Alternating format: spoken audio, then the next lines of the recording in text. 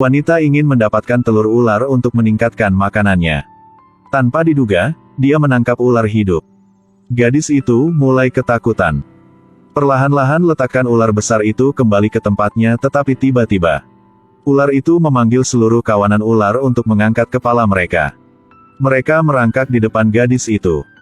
Seekor ular kuning besar melilit gadis itu, lalu menatapnya.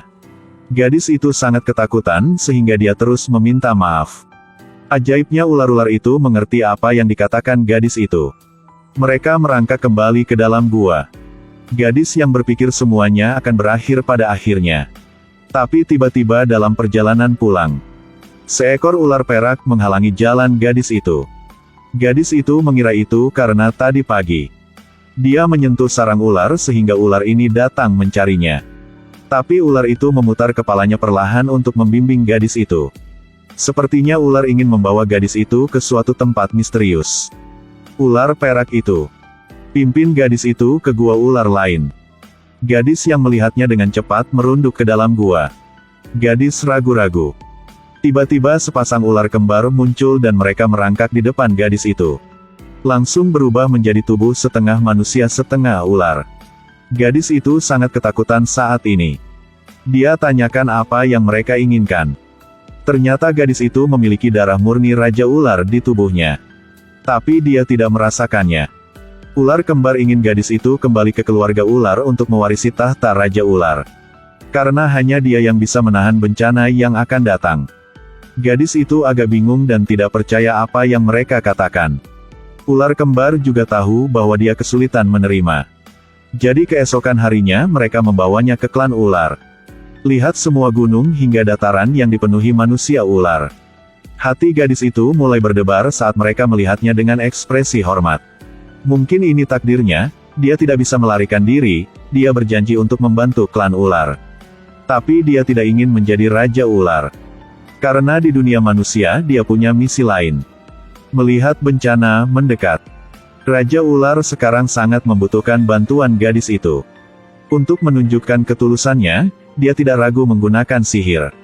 Membuat ayah gadis itu dari lumpuh hingga sembuh.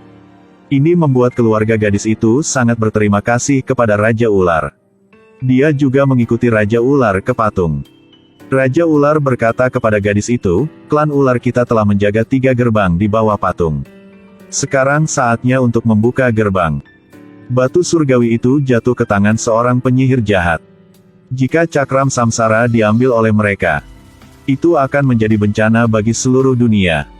Untuk membuat gadis itu menghadapi musuh dalam keadaan yang lebih kuat, Raja Ular memberikan semua sihir kepada gadis itu. Dia berubah menjadi ular besar dalam sekejap mata.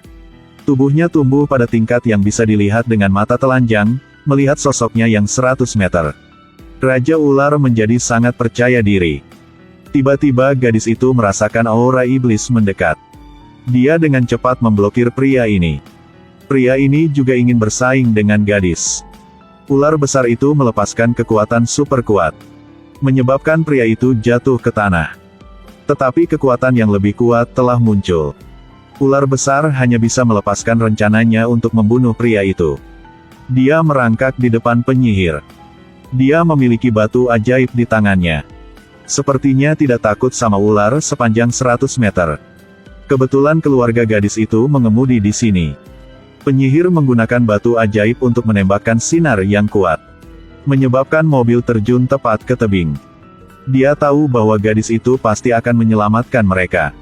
Dengan begitu tidak perlu usaha apapun. Memecahkan rintangan terbesar adalah ular.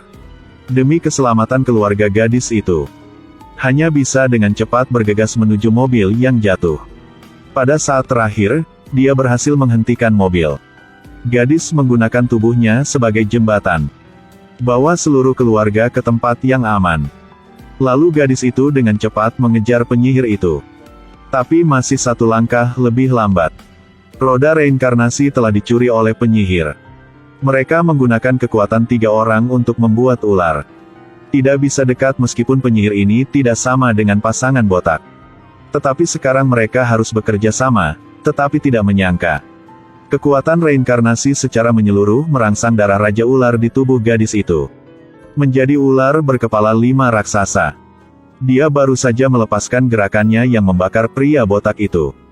Penyihir yang bingung dengan cepat menarik kembali siklus reinkarnasi dan menghilang.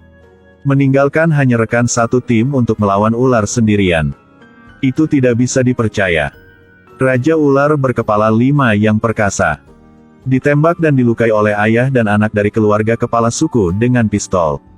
Mereka juga ingin mengambil harta milik keluarga suami gadis itu. Lihat ular yang sekarat itu. Wanita tersenyum puas dan menghilang. Raja ular tahu bencana tidak bisa dihindari.